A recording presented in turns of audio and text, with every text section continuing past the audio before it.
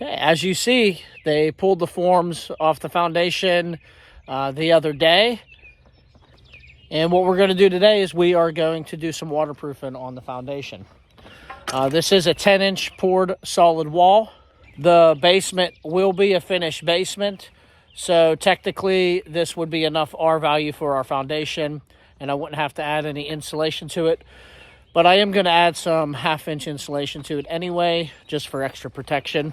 I'm going to turn you around and I'm going to show you what we're using. It's in Henry's non-fibered foundation coating. We're just going to brush and roll it on. We are using Owens Corning 1/2-inch. It also gives you an R3. I know the biggest pain with this stuff is trying to get it to the styrofoam to stick to the wall. But I'm going to try something a little different. I'm going to use spray foam adhesive to see how that goes. Worst comes to worst, we just get some stakes, prop them up till we backfill. And before we backfill, I have to call the inspector, have him come out, take a look. I did call him to see what he wanted me to do exactly, because sometimes you never know what the inspectors want. I'm going to turn you around, and I'm going to show you how I got to prep for this. It's a little shady, but what I have to do is where our poured wall meets our foundation, I have to clean off all of the footer and sweep off as much debris as I can. Whenever I can't get off, I'll just chip it off with a brick hammer. Sweep it off. The biggest thing that you want to do is make sure that where the foundation and the footer meet, you put a nice seal on that. And this muddy hole, start taking care of business.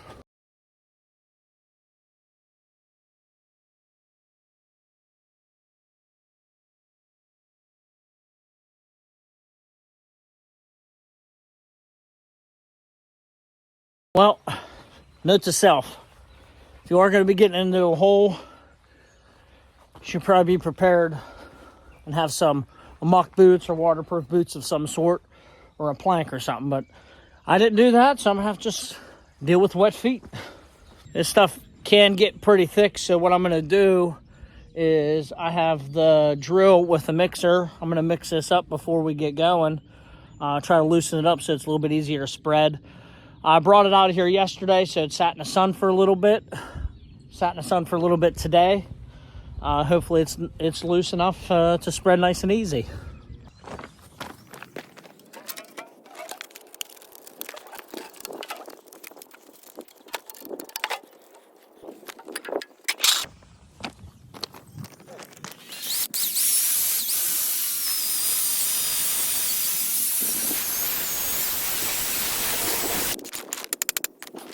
Also, another thing, this stuff is extremely messy. It gets everywhere. Don't wear clothes that you like. And then, as a matter of fact, I'm going to take off these sunglasses. I'll put some crappy ones on. And we're going to get rolling, start painting it on. Okay, much better. And also another thing, there's a lot of ways that you could waterproof a foundation. You know, from the least expensive to the most expensive. It really all depends on what's in your budget. This I find is probably the most budget friendly. And this is just what we have in our budget. This is what we're going to do.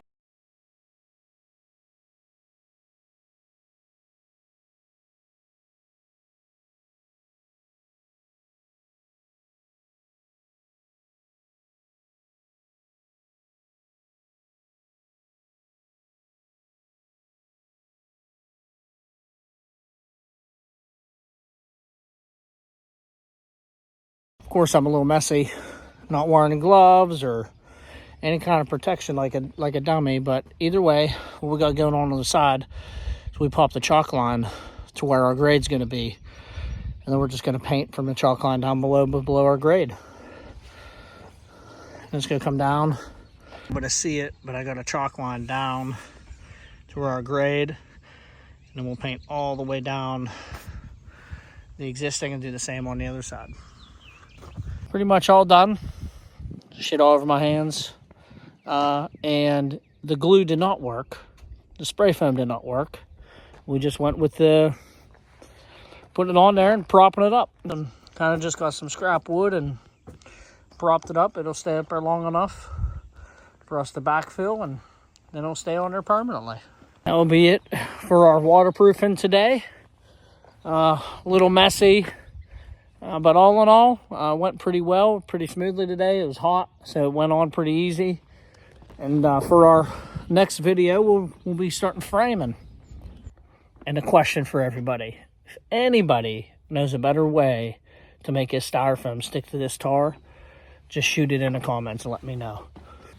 Remember to like, share, subscribe, and I'll catch you on the next one.